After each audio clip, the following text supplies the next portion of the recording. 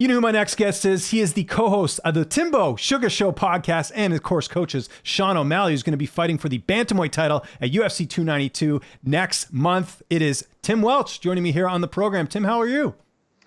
Doing good, James, staying busy, feeling good. It's been a long fight camp. Getting ready for 5 rounds has been super tough, but we're getting through it. Good. Yeah, I wanted to start there actually with the fight getting booked itself because you can give us a little bit of insight. So we sort of heard after the fact that, they announced the fight and Sterling hadn't signed the contract. What about from your end? Was this something you were kind of in the loop with as far as fighting on Boston? Yeah, we were in the loop. We kind of had it. The higher up said that that's an idea that they had, so we had it in our mind. So really, I try to stay out of all that stuff, and I just try to focus on my job, which is being a coach and trying to find the best training for him and trying to just put him through what we're going to see. So I try to stay out of all the business stuff, all the management stuff, all that stuff, and I just try to focus on my job the best I can. Is it one of those things where Sean's talking to the UFC directly and then kind of keeps you in the loop and sort of tells you after the fact, I guess? Like you mentioned, you don't really want to be involved? Yeah, usually he talks to the UFC and they run an idea by him, and then he hits me up and some of the other coaches, and we talk about it, and then we decide what the best option is usually. So a lot of notice for this fight, which is great. Any cross training, or is it more so bringing guys in for you? Like, how did you structure camp for this title fight with it being 5 rounds and obviously being against the champ?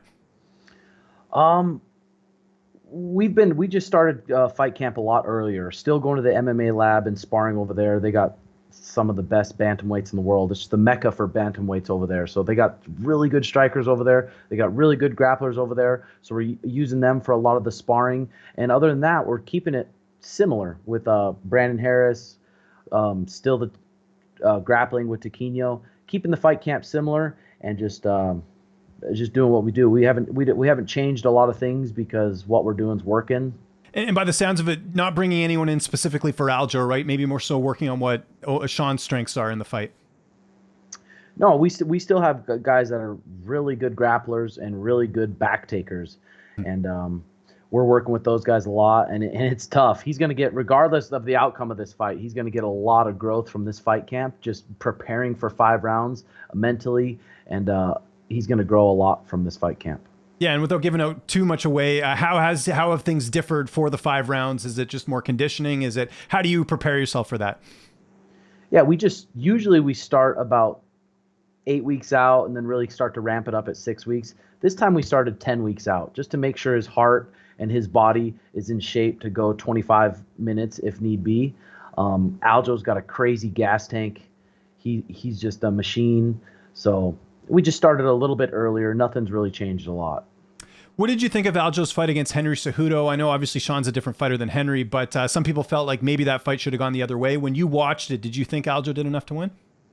Initially, when we were sitting there cage side, we only could see one angle. The best angle watching the fights, everyone knows, is just at home. Yeah. We saw the one angle. I thought for sure Henry won, but then I came home and we rewatched it and definitely thought Aljo won. Okay, fair enough. And when are you guys actually heading out to Boston? Do you go a little bit earlier? I know it's not like you have to acclimatize or anything, but the time difference is, different. So maybe there's something there. Do you have an idea of the itinerary yet for fight week? Yeah, usually we leave quite a bit earlier to go over to places. In Abu Dhabi, we left 3 weeks earlier. But this fight, we're just going to leave the Monday of fight week. Okay. Excellent. And, we hear about cage rust and stuff. Obviously Sean, I know, is in the gym all the time. How do you sort of keep him, on check? I know it's not just you, it's a team that's sort of putting him together, but I know it has been a long time since his last fight. How do you keep him kind of sharp while also, not overdoing it either? Usually we don't spar too much outside of fight camp. We try to just keep him healthy. We don't spar a ton. This fight camp, we've been sparring a little bit more just to keep his timing sharp. And yeah, that's pretty much it. But when the lights turn on, Sugar's going to show up. He's done that his whole career. I've been with him for, I think, 17 fights now. And every time the lights turn on, he shows up. So if anyone can knock out Aljo, he can. What about the weight? I know when you're off for a bit, sometimes it's tougher. He's a pretty big bantamweight. I imagine the weight cut, he'll make it. Obviously, he has to make championship weight. But how has that process been, just, again, with the more time off? He's super disciplined top to bottom. He's super disciplined with his diet. He could easily balloon up to 160, 165 pounds, but he's constantly trying to eat organic, nutritious foods, and we're always trying to keep his heart in shape. Some guys get done with fight camp and they eat the most crappy foods, just inflame their body a ton. Their heart gets way out of shape, and then they try to just get into a fight camp 6 weeks out. Their heart's not in shape, and it's just hard on their body and hard on their longevity. So he's really good about that. He wants to stay in the sport for a long time, so he's really good at taking care of his body and keeping his heart in shape. Sean sort of talked about this as well, but the fact that they announced the fight and it kind of seemed like the UFC was like, look, you have to have this title defense in Boston. Do you think that plays an advantage to you guys where you kind of knew this was when you were going to fight? Aljo maybe wanting a bit more time off? I don't really think it's a huge advantage. Yeah, it sucks for Aljo because of the weight cut and who knows what kind of injuries he's dealing with, but he's an elite fighter. He's a big guy. He trains with good people. I don't think it's much of an advantage, really. He was really in phenomenal shape for the Henry Cejudo fight, and I think he probably carried a lot of that over to this fight camp where he didn't have to start from ground zero. So we're going to see the best Aljo there is. A lot of people, I think, feel if Sean is going to win this fight, he has to knock out Aljamain Sterling. How do you see this fight playing out?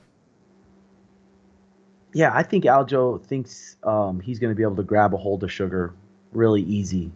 And for the last 15 fights of his career, the game plan against Sean is cut him off and pin him against the fence. But it's a lot easier said than done, and it looks like he makes a bunch of mistakes on TV, and when you're watching it, oh, he does this wrong. But until you're in front of him, it's a whole different story. He's really fast. He's really fast southpaw. He's really fast orthodox. He doesn't really do the same things all the time. He's just in there being an athlete, and I think it's going to be a lot tougher than Aljo thinks. But like I said, if Aljo does get us on the ground, it's going to be tough because he's a monster down there. So if Sean wins the fight, he takes home the title. Is it sort of your expectation, and I know you're not really involved in the business side of things, but that the Cory Sandhagen winner of that fight with Rob Font would get the next crack at the title? Or do you think it could be Merab? Like in your head, what do you sort of think would happen for the winner of your fight? Yeah, all those fights are going to happen regardless. He's going to fight Cheeto again. He's going to fight Cory Sandhagen again. But if Cory Sandhagen wins, then I definitely think he deserves it. So that will probably be next if Sugar can take out Aljo. What about Henry Cejudo? You know, I asked Sean at the presser when he was at 290 if he thinks that, you know, if that's a possibility. He thinks that Cejudo may never fight again. What's sort of your take on that? I think that's a super big fight. I think if Henry can come back healthy, get one win. I mean, the fight with him and Aljo was so close. I think that's a huge fight, and I definitely would love to see Sean be the second one to take out Henry. So I'm super interested in that fight just because all the accolades Henry has, and we're both from Arizona, so we can figure out who's the best. I hope that fight happens, but Henry, it's hard to say. Yeah, we'll have to see there. And just I mentioned it, Rob Font, Cory Sandhagen. Do you see Cory winning that? I think he's going to be the favorite in that one. Yeah, I think it's so hard to say on that too, just because of how Rob looked against Cheeto and how Cory is just an expert at that weird, funky style, switching stances. I could probably see Cory winning right now. Okay, fair enough. The guy that Cory was supposed to fight initially in that fight was Umar Nurmagomedov. He's undefeated. He was given a big opportunity. It's unfortunate he got injured and stuff. What do you make of Umar in the UFC so far? Because there's a lot of people who feel like he will be a future champion. To be honest with you, I haven't watched a ton of his fights. I've just maybe seen some highlights. Yeah, I haven't watched a ton of them. Maybe his next fight I'll keep track of, then I'll go back and watch some more of them, but I can't really give you a good answer on that one. Another name that's obviously making a lot of news just because he's in the headlines every week. What do you make of Sean Strickland? I think a while back he kind of said something about O'Malley, but is he someone you kind of keep tabs on just in the media? Because he's always making headlines, it seems. I'm a big fan of Sean Strickland. I love it. Just saying wacky stuff, saying crazy stuff. Anytime he's talking, people want to hear just to see what he's going to say. So I think the UFC needs a character like that. And so I'm a fan of Sean Strickland. Did you hear him on Joe Rogan? Because it's pretty interesting. His backstory, kind of everything he's been through was pretty nuts. Yeah, I heard the Joe Rogan interview, and he's definitely a damaged dude, but he's a badass for sure. Yeah, no, well said, well said. And I got to reference a tweet you made the other day. I'm going to just read it here. I thought this was kind of funny. No disrespect, but joining a jiu-jitsu class might help when you're talking about Molly McCann moving down to strawweight. Would you train Molly if she came to you and said, hey, I need to learn jiu-jitsu? Oh, yeah, for sure. And I didn't even mean that to be mean. I thought that was just like, I didn't even think it was funny. I didn't even think it was funny.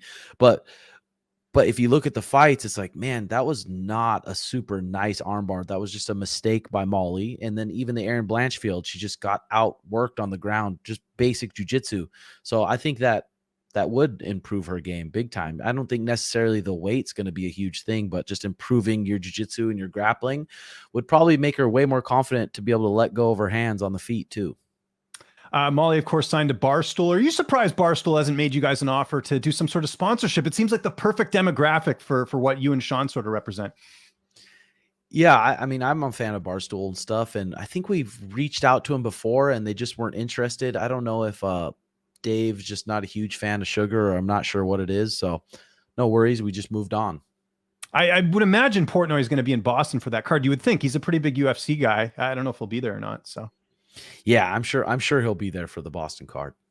And last question, most important one. How's your podcast going, man? I always try and catch the show, the highlights and all that. Seems like something that, let's say this coaching thing. I mean, I think you'll always be a coach, but something that's also very lucrative for you in terms of, something fun that you're very good at.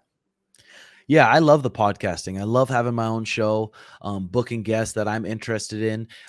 It holds me accountable, super accountable, when I talk about all these things on how to improve as a fighter, how to improve just as a person, how to improve your communication, and a lot of humor and comedy also. Having 2 podcasts a week is a lot to prepare for. We have one with Sean that we record on Sundays, and then I have my Red Hawk recap that I record on Wednesdays. And it's a lot of work, but I really, really enjoy podcasting. I'm definitely going to do it forever.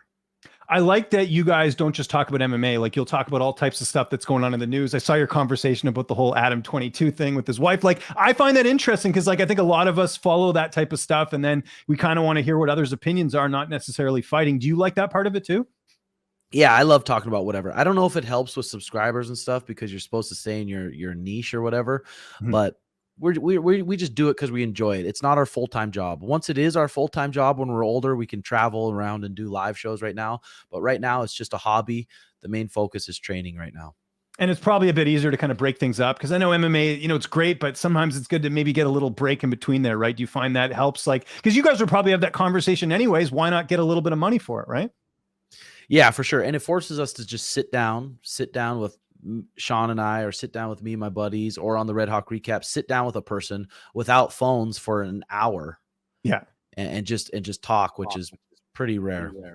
There you go. Tim, thanks so much for doing this. I know you got a busy schedule. If there's anything you want to mention before we get out of here, your shows, where they can find them, social media, anything you got going on, I'll give you the last word. Yeah, just check out my YouTube page at Tim Welch MT. I'm trying to stay consistent with the content. You've been at it for how long now, James?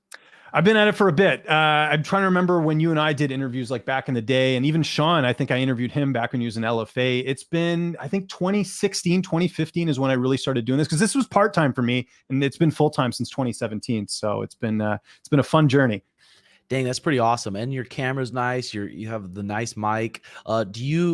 Is there a certain day where you sit down and you get creative with your questions and topics and who you're going to interview, or is that just kind of sporadic? No, Fridays.